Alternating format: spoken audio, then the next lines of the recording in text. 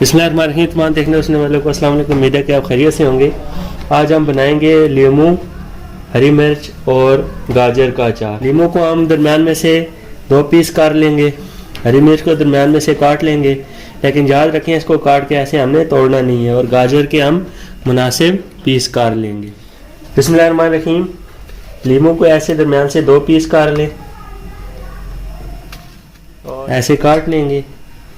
और इसी तरह हम सारी जो हमने मिर्चें ली हैं उनको हम इंशाल्लाह ऐसे काट देख सकते हैं। इसकी आप ऐसे लंबे लंबे और मुनासिब पीस बना लें। ऐसे पान मसाला है, ये हल्दी और नमक हमने मिक्स किया हुआ है।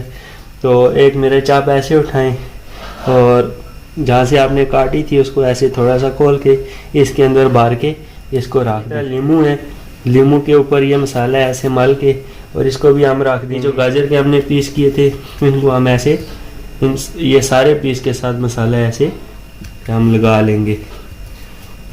और मसाला जो सारे हमने काटे थे इनको हम मसाला लगा लेंगे। और मसाला लगाने के बाद हम इनको 8-10 घंटे के लिए ऐसे छोड़ देंगे।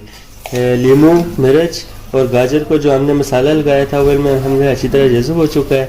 ये लहसुन के 5-6 बड़े साइज़ के जवे आप ले लें और इनको इस तरह से मुनासिब साइज़ में काट के आप इसमें शामिल करें और मिक्स कर दें। जो मसाला जात हम इसमें शामिल करेंगे उनमें ये मेथरे हैं, ये लाल मिर्च है पीसी हुई, और ये हमारे पास अजवाइन है, हल्दी है और नमक है, सौंफ है, ज़ीरा है, धनिया पाउडर है और कलवंजी है। उसके अलावा जो इसकी सबसे मेन आइटम है वो है सरसों का तेल। जो मसाला जात है हम इनको ग्राइंड कर लेंगे। या ये जितने मसाले जात मैंने आपको दिखाए थे ये मैंने पीस लिए हैं।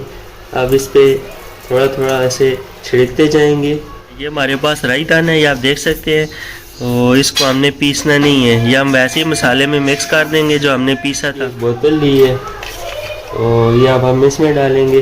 बिस्मिल्लाहिर्रहमानिर्रहीम। सारी चीज़ें हमने एक बोतल में डाल ली हैं और जो मसाला बाकी बच गया था हमारे पास ये भी हम इसके ऊपर डाल देंगे और सरसों का ऑयल इसके ऊपर और डाल देंगे ताकि ये मसाला अच्छी तरह से सारी चीज़ों के साथ लग जाए। आप देख सकते हैं और आप बोतल को देख लें कि ये तेल के साथ भरी हुई है। आपने भी इसी तरह करना है कि जो सारी चीज़ें हैं वो तेल में डूबी हुई हों।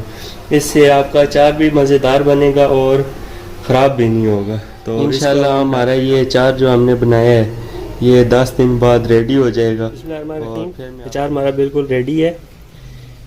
मिर्च, लीमू और गाजर गल चुके हैं और बड़ी अच्छी खुशबू भी आ रही है। ये अफ्तारी में फैमिली को सर्व करें।